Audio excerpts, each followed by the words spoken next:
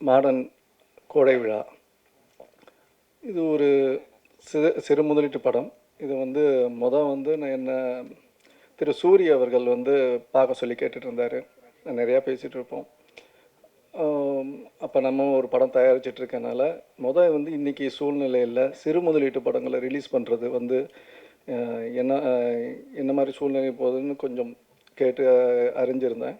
ரொம்ப ஒரு திரையரங்கில் சிறு முதலீட்டு படங்களை ரிலீஸ் பண்ணுறது ரொம்ப சிரமமான சூழ்நிலைகள் நிலவி கொண்டு இருந்தது. கோவிடுக்கு அப்புறம் ரொம்ப பிரச்சனையாக இருந்தது. ஏன்னா கோவிடுக்கு அப்புறம் திரையரங்கு உரிமையாளர்கள் அவங்களுடைய தியேட்டர் மெயின்டெனன்ஸ்லேருந்து எல்லாம் பண்ணுறதுக்கு சிறு முதலீட்டு படங்களுக்கு பெரிய சப்போர்ட் இல்லாமல் இருந்தது. விநியோகஸ்தர்களும் படங்கள் வாங்கிறதில்ல. ஸோ இந்த மாதிரி ஒரு சிறு முதலீட்டு படங்கள் ஒரு வருஷத்துக்கு கிட்டத்தட்ட ஒரு 200 படங்கள் வந்துக்கிட்டு இருக்கு. இப்போ சமீபமாக இந்த 2025 பார்த்தீங்கன்னா பெரிய படம் நீங்கள் கணக்கு போட்டிங்கன்னா 1-2 படங்கள், அதை தாண்டி எல்லாமே medium budget and small budget films தான் இருக்குது. ஸோ இந்த மாதிரி படங்களுக்கு ஒரு சப்போர்ட் வேணுங்கிறதுக்கு நானும் பார்த்துட்ருந்தேன். அது மாதிரி சூரி சார் சொல்லியிருந்தார். அப்புறம் பன்னீர் சார் மூலமாக விஜய் முரளி மூலமாக எனக்கு இந்த படம் பார்த்தேன். இதில் விறுவிறுப்பான விஷயங்கள் இன்றைக்கி சமுதாயத்தில் நடக்கிற இந்த கோயில் நிலங்கள் பற்றி இதெல்லாமே டைரக்டர் அழகாக சொல்லியிருக்காரு. அதனால் அது பார்க்கும்போது ஒரு சின்ன முதலீட்டு படம் தானேன்னு நினச்சாலும் நம்ம அந்த படம் பார்க்கும்போது நம்ம அந்த கதைக்குள்ளே ஒன்றிடுறோம். அந்த அளவுக்கு ஒரு ஸ்க்ரீன் ப்ளே நல்லா அமைச்சிருக்காரு டைரக்டரு. சரி, நான் அதனால் அதை ரிலீஸ் பண்ணுறேன். நானே நம்ம இப்போ ஒரு படம் ரிலீஸ் பண்ணோம், ரொம்ப நாள் கழித்து இந்த படத்தை தேனாண்டால் ஃபிலிம்ஸ் வெளியிடுது. அதே மாதிரி ஹீரோ கௌதம் சாரும் நல்லா பண்ணியிருக்காரு, ஹீரோயின் நல்லா பண்ணியிருக்காங்க. இதில் இருக்க அத்தனை கலைஞர்களும் அவங்களோட எஃபர்ட்ஸை கண்டிப்பாக கொடுத்துருக்காங்க. ஏன்னா இந்த மாதிரி கலைஞர்களோட இப்போ மனோஜ்குமார் சார் சொன்னார், இந்த மாதிரி வரிகள் ரொம்ப குறைஞ்சி வேறு மாதிரி வரிகள்லாம் போயிடுச்சு இன்றைக்கி பாட்டுகளில். நம்மளுடைய விஷயங்களை சொல்கிறதுக்கு இந்த மாதிரி நல்லா கண்டுபிடிக்க வெளியில் தெரியாத நல்ல டேலண்ட்ஸ் எல்லாமே இங்கே இருக்காங்க. ஸோ இவங்களுக்கு ஒரு முக்கியத்துவம் கொடுத்து ப்ராப்பராக ரிலீஸ் பண்ணணும். இந்த நேரத்தில் திரையரங்கு உரிமையாளர்களுக்கும் சொல்கிறோம், ஒரு நல்ல படம் வந்திருக்கு, மக்கள் கண்டிப்பாக இதை பார்த்து வருவாங்க. நீங்கள் கொஞ்சம் சப்போர்ட் பண்ணணும்னு இந்த மேடை மூலமாக அவங்களுக்கு ஒரு கோரிக்கை வைக்கிறேன். இதுக்கப்புறம் 14th அன்றைக்கி ரிலீஸ் பண்ணுறோம்.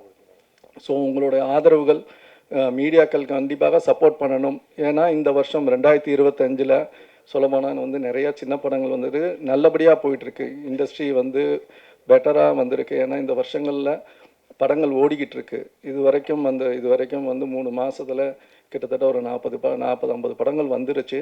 ஆனால் எல்லா படமும் ஓரளவுக்கு நல்லபடியாக போயிட்டுருக்கு. ஸோ நல்ல கண்டென்ட் கொடுத்தா மக்கள் வராங்க, தியேட்டருக்கு கொண்டு இருக்கிறார்கள். ஸோ இந்த மாதிரி படங்களுக்கு கண்டினியூவாக மீடியாக்கள் எல்லோரும் சப்போர்ட் பண்ணுங்கன்னு கேட்டுக்கிறேன். நன்றி, வணக்கம். இந்த படம் உண்மையிலே 3 விஷயத்தை எனக்கு இந்த மேடை எனக்கு நினைவுபடுத்துச்சு. முதல்ல ஒரு 4-5 வருஷம் கழிச்சு ஒரு குடும்பமாக அரங்கேறிது இந்த திரைப்படம் தான் நினைக்கிறேன். முதல்ல அந்த அனைத்து ஹீரோ ஹீரோயின் மட்டும் இல்லாமல், சின்ன கலைஞர்கள் மட்டும் இல்லாமல், director, producer, editor, dance master, fight master, production manager, சின்ன சின்ன நடிகர்கள் எல்லாரையும் மேடை ஏற்றி எங்களுடைய பங்கு இவங்கெல்லாம் என்னுடைய குடும்ப உறுப்பினர்கள் அப்படின்னு சொன்னது அந்த தயாரிப்பாளருக்கு என்னுடைய நன்றி சார். முதல்ல நீங்கள் எல்லாரையும் பெருமைப்படுத்தினீங்க. அது காலதாமதமாச்சு, அதெல்லாம் வேறு விஷயம். எல்லாரையும் பெருமைப்படுத்தி எல்லாருக்கும் சால்வை போட்டு, மற்றவங்களுக்கு கொஞ்சம் கஷ்டமாக இருக்கும் நேரம் ஆயிடுச்சுன்னு. ஆனால் அந்த சிறு கலைஞர்களுக்கு அந்த சால்வையை வாங்கும்போது அவருடைய வாழ்க்கையில் இது மிகப்பெரிய ஒரு சந்தர்ப்பமாக இருக்கும். அதனால பரவாயில்ல, கொஞ்சம் நேரம் வெயிட் பண்ணுறதில்ல, அதனால எந்த தவறும் இல்லை. ஏன்னா எவ்வளோ நேரம் பல பெரியவங்களுக்காக நம்ம காத்திருக்கோம், சின்ன கலைஞர்களுக்காக நம்ம கொஞ்ச நாள் இருக்கிறதுல எந்த வருத்தமும் தான். நாங்கள் அது சந்தோஷமான நிகழ்ச்சியாக இருந்தது. அந்த வகையில் நம்ம உதயசூரியனுக்கு என்னுடைய நன்றி. ஏன்னா கேப்டன் எப்போதுமே தமிழ்நாடு ஏமாத்தினதில்லை. அதனால் இந்த கேப்டனையும் தமிழ் திரைப்படத்தில் ஏமாத்தாதுன்னு நினைக்கிறேன் உங்களுடைய. அதனால் நல்ல டைரக்டர் முதல்ல சூஸ் பண்ணியிருக்கீங்க. ஆனால் அவர் நல்லா ஏமாத்திருக்கீங்க. உங்கள் பையன் வளர்கிற வரைக்கும் அவனை வெயிட் பண்ண வச்சு அப்புறம் படம் தயாரிச்சிருக்கீங்க. அவர் 2017 கதை சொல்ல வரும்போது உங்களுக்கு வந்து அவங்க பையன் அதுக்கு செட் ஆகலை, கொஞ்சம் சின்ன பையனாக இருந்திருப்பான்னு நினைக்கிறேன். அவர் வளர்ற வரைக்கும் வெயிட் பண்ணி அவனை காக்க வச்சு நீங்கள் டைரக்டர் ஆக்கிறீங்க. தங்கபாண்டி உண்மையாக பரவாயில்ல, பொறுமையாக இருந்து அவர் வந்து சிறப்பாக அந்த படத்தை முடிச்சிருக்காரு. அதாவது வந்து 30 நாளில் சொல்லி 23 நாளில் முடிச்சாருன்னு கேட்கும்போது இந்த நூற்றாண்டில் முதல் மனிதனாக நான் அவரை பார்க்குறேன் வந்து. ஏன்னா ரெண்டாவது விஷயமா நான் சொல்ல நினச்சது என்னென்னா, தயாரிப்பாளர்கள் வர்றாங்க. இப்போ நான் ஒரு 15-20 நாளில் பார்க்குறேன். அந்த ராஜண்ணன் சொன்ன மாதிரி ஒரு தயாரிப்பாளர் இங்கே உள்ளே வரும்போது ஒருத்தர் 5 கோடி ரூபாயில் படம் பண்ணுறேன்னு சொல்லி கொண்டு வந்திருக்காரு. அவர் இன்றைக்கி வந்து 22 கோடி ரூபா அவருக்கு படம் பட்ஜெட் வந்திருக்கு. ஒருத்தர் வந்து 7 கோடியில் படம் எடுக்கிறேன்னு வந்திருக்காங்க. இன்றைக்கி 16 கோடி ரூபாய் பட்ஜெட் வந்திருக்கு. இன்னொருத்தருக்கு 6 கோடி ரூபாயில் பட்ஜெட் வந்திருக்குங்க. 12 கோடி ரூபாயில் பட்ஜெட் வந்து நினைக்கிது. 1.5 கோடி ரூபாய் படம் முடிச்சு வந்திருக்குன்னு கொண்டு வராங்க. அவர் 4.5 கோடி ரூபாய் பண்ணிட்டார், ஒன்றும் படம் முடியல. அப்போது எந்த விதமான முன்னேற்பாடும் இல்லாமல் திட்டங்களும் இல்லாமல் அப்படி படத்துக்குள்ளே வரும்போது கடைசியாக பாதிக்கப்படுறது தயாரிப்பாளர் மட்டும்தான், வேற யாரும் இல்லை. நீங்கள் நல்லா வந்து எல்லாரும் அவங்கவுங்க பங்குக்கு ஏதோ வாங்கிட்டு போயிடுறாங்க, வந்த வரைக்கும் வாங்கிட்டு போயிடுறாங்க. கடைசியாக பாதிக்கப்படுறது தயாரிப்பாளர் தான் என்னவா இருந்தாலும். அப்போ நம்ம தான் பாதிக்கப்பட போகிறோங்கிற அந்த இது வந்து மனதில் வச்சுக்கிட்டு முதல்லயே அதை கையில் எடுத்து அதை வந்து உறுதியாக நின்னாங்கன்னா என்ன பிரச்சனை உங்களுக்கு? கடைசியில் உங்களுக்கு யாரும் கூட வந்து நிற்க போகிறது கிடையாது. நீங்கள் தான் எல்லா சுமையும் சுமக்க போகிறீங்க. அப்போ இவ்வளோதான் பண்ண முடியும்னு வந்து முதல் நாள்லேருந்தே அதை தெளிவுபடுத்தி அந்த படத்தை எடுத்த ஆரம்பித்தா குறைஞ்சபட்சம் அந்த நஷ்டம் இல்லாமல் இருக்கலாம். இது ஒரு சிறப்பான தொழில் இது.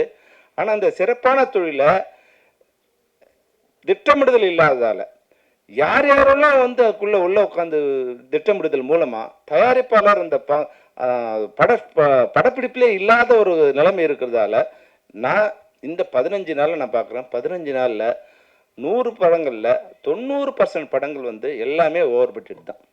இன்றைக்கி வந்து எங்களுக்கெல்லாம் வந்து கோடிக்கணக்கான ரூபாய் நன்கொடையாக கொடுத்த நிறுவனம் இன்றைக்கி வந்து ஒரு 400-500 கோடி ரூபாய் வந்து அவங்க வந்து ஓவர் பட்ஜெட்டில் நிற்கிறாங்க, லாஸ்ட்டில் நிற்கிறாங்கன்னா இது மாதிரி தயாரிப்பாளர்கள் இருந்தால் தமிழ் இண்டஸ்ட்ரிக்கு ரொம்ப நல்லாயிருக்கும். அதனால் ஏறக்குறைய நம்ம முரளி ராமசாமி சார் அவர்களுக்கு வந்து நான் சின்ன ரெக்வஸ்ட்டு, பெரிய ரெக்வஸ்ட்டு, நம்ம ஒரு 6 மாதமாக உட்காந்து எல்லாரையும் சரி பண்ணி திட்டமிட்டு எது மாதிரியான படங்கள் வந்து என்ன பட்ஜெட்டில் எடுக்கணும், யார் ஆர்டிஸ்ட்டு, யார் கால் ஷீட்டு, இதெல்லாம் ஃபைனல் பண்ண பிறகு தான் நீங்கள் படம் தயாரிக்க உள்ள ஷூட்டிங் ஆரம்பிக்கணும் அப்படிங்கிற ஒரு விதிமுறையை பரிந்துரைச்சு நம்ம பண்ணோம். தயவுசெய்து எதையும் மனசில் கொள்ளாமல் சின்ன சின்ன வேறுபாடு, இன்றைக்கி எந்த தயாரிப்பாளரும் அவங்க தான் பாதிக்கப்படுறாங்க. அதனால் அவர்களுக்கு கூட இருக்க சின்ன சின்ன வேறுபாடுகளை கலைந்து தயவுசெய்து திட்டமிட்ட பிறகு தான் படப்பிடிப்பை ஆரம்பிக்க வேண்டுங்கிற ஒரு நிலையை நீங்கள் கொண்டு வரணுங்கிறது இந்த நேரத்தில் நான் வந்து உங்களுக்கு என்னுடைய சிறு வேண்டுகோளாக வைக்க விரும்புகிறேன். இதன் மூலம் வந்து நான் வந்து பெப்சியோட பிரசிடெண்டாக இருந்தாலும் இதன் மூலம் என்னுடைய உறுப்பினர்கள் கொஞ்சம் சில பேருக்கு வந்து மனக்கஷ்டங்கள் இருந்தாலும் இந்த இண்டஸ்ட்ரி இருந்தால் தான் நாங்கள் இருக்க முடியும், தயாரிப்பாளர் இருந்தால் தான் தொழிலாளர்கள் இருக்க முடியும். அப்போ தயாரிப்பாளர்களை சிரமம் இல்லாமல் இல்லை குறைஞ்சபட்சம் பாதுகாப்பான ஒரு சூழ்நிலை வைக்க வேண்டியது அந்த சங்கத்தோட பொறுப்பு. அதனால் தயவுசெய்து அந்த சங்கம் தங்களுடைய கடமை செய்யணும்னு நான் வந்து பணிவோடு கேட்டுக்கிறேன். அப்புறம் இன்னொரு விஷயம் வந்து முரளி சார் வந்து ஒரு நல்ல விஷயம் பண்ணியிருக்காரு. இதுக்கு முன்னாடி வந்து நம்ம அசிஸ்டன்ட் நடிகர் வந்து சுப்பிரமணி பேசினார் இல்லையா, சூப்பர் குட் சுப்பிரமணி, அந்த வார்த்தையோட வழி வந்து நீங்கள் நல்லா யோசிச்சு பாருங்கள். காய்கறிகளில் கருவேப்பிலை குஸ்ரா கொடுத்தா கூட வாங்குறாங்க, நாங்கள் படத்தை அந்த மரியாதை கூட இல்லைன்னு வந்து அவர் 2 படம் பண்ணார். அதில் ஒரு படம் பார்த்தா நல்ல படம், ஆனால் அதை வாங்கவே ஆள் இல்லாத கருவேப்பிலைக்கு இருக்கிற மரியாதை கூட என்னோட படத்துக்கு இல்லையேங்கு அந்த கண் கலங்க அவர் சொல்லும்போது அதுதான் இன்னைக்கு சிறு படங்களோட நிலைமையாக இருக்குது. அந்த திரைப்படங்களை நான் முரளி சாருக்கு வந்து அப்பா வந்து சொத்து கொடுத்தாரோ சுகம் கொடுத்தாரோ தெரியாது, ஆனால் வந்து தேனாண்டாளுங்கிற வந்து தமிழ்நாடு முழுக்க எல்லா இடத்துலையும் அது சின்ன பையன்லேருந்து பெரிய ஆட்கள் வரைக்கும் தேனாண்டாள்னா ஒரு நல்ல கம்பெனின்னு தெரியும். அந்த பேனரை பயன்படுத்தி இது போன்ற தயாரிப்பாளர்கள் படங்களை எங்கெங்கேயோ போய் நிற்கிறாங்க. நான் வந்து எனக்கு தெரிஞ்ச அளவில் எங்கெங்கேயோ புரோக்கர்ஸ் வராங்க, ஒரு 10 லட்சம் ரெடி பண்ணுங்க சார், நாங்கள் வந்து 120 ஸ்க்ரீன் கொடுக்குறோம், 150 ஸ்க்ரீன் கொடுக்குறோம் அப்படின்னு சொல்லிட்டு அவங்ககிட்ட பணத்தை அட்வான்ஸ் வாங்கிட்டு அங்கே கொடுத்தோம் இங்கே கொடுத்தோன்னு சொல்லி கடைசியாக 20-30 அப்படி ஸ்க்ரீன். எங்கள் ஸ்க்ரீனு எந்த ஷோன்னு தயாரிப்பாளருக்கும் தெரியாது, டைரக்டருக்கும் தெரியாது, எந்த ஷோ எந்த படம் எந்த இடத்துல ஓடுதுன்னு யாருக்கும் அது மாதிரி எடுத்தாங்க சொல்லிவிட்டு போயிடுறாங்க. அப்போ அந்த படம் வந்து வர்றதே தெரியாது. முதல்ல யாராவது நம்ம சொல்லி இப்போ சொன்னார் நாங்கள் திருநெல்வேலியில் படத்தை பார்க்குறோன்னு, எந்த தேட்டரில் படம் ஓடுன்னு தெரிஞ்சால் தான் நீ போய் பார்ப்பீங்க. நாங்கள் அதை உங்களுக்கு சொல்லவே மாட்டோம், இல்லை படம்லாம் ஓடி முடிஞ்ச போது தான் தருவோம். பேப்பரில் இருக்கிறதுக்கும் படம் ஓடுறதுக்கும் சம்மந்தமே இருக்காது. அப்போது இந்த சிறு திரைப்படங்களுக்கு வந்து அது அரசிடம் சொல்லி பண்ணுவீங்களையோ இல்லை விநியோகஸ்தர்கிட்ட சொல்லி பண்ணுவீங்களோ ஒரு முறையான வந்து வெளியீடு இருக்கணும். முறையான அவங்களுக்கு வந்து ஒரு 3 காட்சிகள் வந்து ஒரு அட்லீஸ்ட் ஒரு வாரத்துக்காக சேர்ந்து இந்த படத்துக்கு ஒரு 3 காட்சிகள் மாதிரி கொடுத்தாங்கன்னா எப்படியும் வந்து காலியாக தான் இருக்குது. குறைஞ்சபட்சம் உங்களை பழக்கப்படுத்தினா தான் அந்த படம் எங்கே ஓடுதுன்னு தெரிஞ்சாதான் அந்த படத்தை பார்க்க ஜனங்க வருவாங்க. படத்தை பார்க்க ஜனங்க விருப்பப்பட்டாலும் அவங்களுக்கு பார்க்கக்கூடிய வாய்ப்பு இல்லாமல் இருக்குது. அதுபோல் இன்னொரு விஷயம் என்னன்னா, இந்த சின்ன திரைப்படம் இதையும் நான் வந்து 1000 ரூபா செலவு பண்ணாதான் படம் பார்க்க முடியும்னா நான் எப்படி யார் வந்து பார்ப்பாங்க? 5 ஸ்டார் ஹோட்டலில் ஒரு காஃபி வந்து 300 ரூபா கொடுத்து குடிக்க தயாராக இருக்கேன். நான் ரோட்டு கடையிலேயே நான் 300 ரூபா தான் கொடுத்து குடிக்கணும்னா எப்படி வந்து படம் பார்க்க வருவாங்க? அப்போ இது சிறு திரைப்படம். இப்போ 30 நாளில் படத்தை முடிச்சிருக்காங்க. இந்த சிறு திரைப்படங்களில் 50 ரூபா கொடுத்து 100 ரூபா கொடுத்து படம் பார்க்கறதுக்கு உண்டான சூழ்நிலையை தமிழ்நாட்டில் இருக்கிற திரையரங்களுக்கு ஏற்படுத்தி கொடுக்கணும். அப்படி இருந்தால் தான் நல்ல திரைப்படங்கள் கூட இப்போ நீ மிகப்பெரிய வெற்றி அடைந்த படங்கள்லாம் கூட அன்னக்கிளி முதற்கொண்டு முதல் வாரம் சரியில்லை சார், 2வது வாரத்திலும் தூக்க ஆரம்பிச்சிச்சு சார், ஒருதலை ராகம் படம் பார்க்கவே ஆள் இல்லை சார், அப்புறம் பார்த்தா அது வந்து தமிழ் சினிமாவே இதுவாகிடுச்சு. அது மாதிரியான வெற்றி படங்கள்லாம் ஜனங்க பார்க்க வர்றதுக்குள்ள 3வது நாள்லேயே அந்த படங்கள் செத்து போயிடுது. வெள்ளி சனி ஞாயிறுலேயே அந்த படங்கள் செத்து போகுது. இப்போ இதை வந்து வழிபடுத்தணும். ஒன்று, படம் ஆரம்பிக்கும் போது அதை முறைப்படுத்தி ஆரம்பிக்கணும். முடித்த படங்களை அதை முறைப்படுத்தி உங்கள் தலைமையில் வந்து சங்கம் மூலமாக பண்ணுங்க. சங்கம் மூலம் பண்ணும்போது பிரச்சனைகள் வந்தால் உங்களுக்கே ஒரு நல்ல பேனர் இருக்குது, அந்த மூலமாக இது மாதிரி சிறு திரைப்படங்கள்லாம் பார்த்து ஒரு நல்ல திரைப்படங்களை நீங்கள் வெளியிட்டீங்கன்னா இது வெளியிடுறதுக்கு ஆளே இல்லாமல் கண்ட இடங்களில் போய் மாட்டின்னு சாகுறாங்க அவங்க. அதுக்கு 10 லட்சம் 20 லட்சம் கொடுத்து ஏமாறுறாங்க. ஏற்கனவே படம் கொடுத்து படம் எடுக்கும்போது அவங்க பட்ட சிரமங்கள்லாம் இல்லாமல் படம் ரிலீஸ் பண்ணும்போது அவங்களை ஏமாத்துற கூட்டங்கள் தான் சுற்றி நீங்கள் இண்டஸ்ட்ரி சுற்றிட்டு இருக்கு. அந்த வகையிலையாவது நீங்கள் வந்து படத்தை ரிலீஸ் பண்ணுறதுக்கு இது போன்ற படங்களை நீங்கள் படம் பார்த்து நல்ல படமாக பார்த்து சின்ன திரைப்படங்களை அதை ரெகுலரைஸ் பண்ணிங்கன்னா உங்களுக்கும் தியேட்டரோட ஒரு இது இருக்கும். இன்றைக்கி இருக்கிற ஒரு வேல்யூக்கு நீங்கள் எல்லாரோட பேசி ஒரு 50 ஸ்க்ரீன் 100 ஸ்க்ரீனு எங்களுக்கு ரெகுலராக கொடுங்க, நாங்கள் ரெகுலராக பண்ணோம். ஏன்னா இன்றைக்கி 100 படம் 200 படம் நல்ல படமே இருக்குது. அதாவது மோசமான படம் இல்லை, நல்ல படங்களே இன்னைக்கு கையில் இருக்குது. அந்த படங்களை ரிலீஸ் பண்ண ஆள் இல்லை, தியேட்டர் இல்லை, அவங்களுக்கு யாரும் தெரியாது. உங்களை வந்து பிடிக்கிறதுக்கே இப்போ உதயசூரியனுக்கு வந்து யாரையோ பிடிச்சி சீனு பிடிச்சி சீனு பன்னீரை பிடிச்சி அப்புறம் வரணும். அப்போ உங்களை வந்து எப்படி நெருங்கிறதுனே தெரியாமல் இருக்குது. அப்போ தயாரிப்பாளர்கிட்ட உள்ளே வரும்போது இது மாதிரி திரைப்படங்களை நீங்கள் வந்து யார் மூலமாவது நீங்களே தேடி கண்டுபிடிச்சி அவங்கள நல்ல திரைப்படங்கள் தமிழ் திரையுலகத்துக்கு கொண்டு வரணுங்கிறது என்னோட வேண்டுகோள். அந்த வேண்டுகோளை இந்த மேடையில் வைக்கிறேன். தயவுசெய்து நீங்கள் அதை ஃபாலோ பண்ணணும். அதே போல் தங்கபாண்டிக்கும் என்னுடைய வாழ்த்தை தெரிவிக்க விரும்புகிறேன். முதல் படத்தில் தயாரிப்பாளர் மகிழ்ச்சியோடு உங்களை மேடையில் உட்கார வைக்கிற காலம் இதுதான். நான் பார்த்தது வந்து ரிலீஸ் வரும்போது எல்லா தயாரிப்பாளருக்கும் டைரக்டரோட சண்டை வந்துடும். நான் உட்பட படம் ரிலீஸ் பண்ணும்போது தயாரிப்பாளர் என்ன ஆஃபீஸ் பக்கமே வரக்கூடாதுன்னாரு. ஆனால் அவங்க மேடை ஏற்றி சால்வை போட்டிருக்காரு. அந்த வகையில் அவருக்கு வந்து என்னுடைய வாழ்த்துக்கள். அதுபோல் வந்து கோகுல் வந்து ஒரு இயல்பான ஒரு நடிகராக முதல் படம் நடிகர் மாதிரி இல்லாமல் ஒரு இயல்பாக ஒரு படத்தில் நடிச்சிருக்காரு. அது மாதிரி இந்த ஹீரோயினும் மிக அழகாக அந்த காட்சிக்கு தேவையான அளவுக்கு ஒரு அழகான ஹீரோயினை, தமிழ் பேசக்கூடிய ஹீரோயினை வந்திருக்காங்க. அதோட இன்னொரு என்னென்னா ரக்ஷிதான்னு ஒரு வந்து ஆர்டிஸ்ட்டாக இந்த மேடை ஏற்றி அவங்களுக்கு தைரியமாக எங்கள் முன்னாடியே உட்கார வச்சு அவங்களுக்கும் வந்து ஒரு சுயநம்பிக்கையை கொடுக்குற அளவுக்கு அந்த பாகுபாடு இல்லாமல் கொண்டு வந்துருச்சு. அந்த வகையில் மிக சிறப்பான வாழ்த்து. ஆனால் முதல்ல வாழ்த்து சொல்ல நான் விரும்புகிறது வந்து இசையமைப்பாளருக்கு தான் என்னுடைய வாழ்த்தை சொல்ல விரும்புகிறேன். விபிஎனுக்கு வந்து முதல்ல அந்த சவுண்டு கேட்டவுடனே எனக்கு ரொம்ப சிறப்பாக இருந்தது. பஸ் டியூனை விட அந்த சவுண்டிங்கே வந்து நீங்கள் ரொம்ப நாள் அதான் வந்து முதல் படம் மாதிரி இல்லாமல் அந்த டியூன் விட நீங்கள் அழகாக வந்து இந்த சவுண்டிங் பண்ணியிருந்தீங்க. அது வந்து ஒரு ஃப்ரெஷ்ஷாக இருந்தது. அதை மாடர்ன் படத்துக்கு கொடுத்தா இன்னும் நீங்கள் சூப்பராக பண்ணுவீங்கிறது அது தெரிஞ்சிச்சு. உங்களுக்கு மிகப்பெரிய எதிர்காலம் இருக்குது. பார்க்க அனிருத் மாதிரி இருக்கீங்க. அனிருத் நீங்கள் வரணும்னு வாழ்த்துறேன். அது மாதிரி கேமராமேன் வந்து அவர் கிடைச்ச இந்த வாய்ப்பில் மிக பியூட்டிஃபுல்லாக அந்த ஒரு ஷாட் வந்து பிரம்மாண்டமாக எடுத்து இந்த ஒரு ராக்கில் வந்து கிரெயின் ஷாட் மாதிரி வந்து ஒரு ஷாட் ட்ரோன் ஷாட் எடுத்துருக்கான்னு நினைக்கிறேன். மிக பிரம்மாண்டமாக அந்த ஒரு ஷாட்டே வந்து மிக பெரும். அதெல்லாம் எடுக்கிறதுக்கு இருக்கிற வாய்ப்பை வந்து நம்மக்கிட்ட எவ்வளோ வறுமை இருந்தாலும் அந்த வறுமை வெளியே தெரியாம அளவுக்கு மிக சிறப்பாக அந்த இது எல்லாமே சேர்ந்து பண்ணுறீங்க. அது மாதிரி ராக் சங்கர் வந்து என் படத்துக்கு ஒரு சாங் பண்ணியிருந்தார். அவர்கிட்ட கேட்ட எந்த பாட்டு நீ பண்ணேன்னு, அண்ணே மொத்த பாட்டு நான் தான் பண்ணேன்னார். அந்த வகையில் சந்தோஷமாக பார்த்து அதை சிறப்பாக பண்ணார். அது எல்லாருக்கும் யாராவது விட்டு தான் மன்னிச்சிருங்க. ஏன்னா நான் ஏன் சொல்கிறேன்னா இந்த மேடையில் எல்லாரையுமே வந்து இந்த தயாரிப்பாளர் வந்து நினைவுபடுத்தி அவங்கள வந்து மரியாதை பண்ணார். அந்த வகையில் நானும் எல்லாரையுமே வந்து அதுக்குண்டான அங்கீகாரம் கொடுக்கணும்னு விருப்பப்பட்டேன். யாராவது மிஸ் பண்ணி தான் மன்னிச்சிடுங்க. இந்த திரைப்படம் ஒரு நல்ல திரைப்படம். இந்த வெற்றி மூலம் 2 வழி வந்திருக்கு. அதாவது வந்து வழி தெரியாத தயாரிப்பாளர்களுக்கு ஒரு வழி காமிச்சு படம் ரிலீஸ் பண்ணக்கூடிய தேனாண்டால் ஃபிலிம்ஸ் ஒன்று இருக்குது அப்படிங்கிற ஒரு வழி கிடச்சிருக்கு.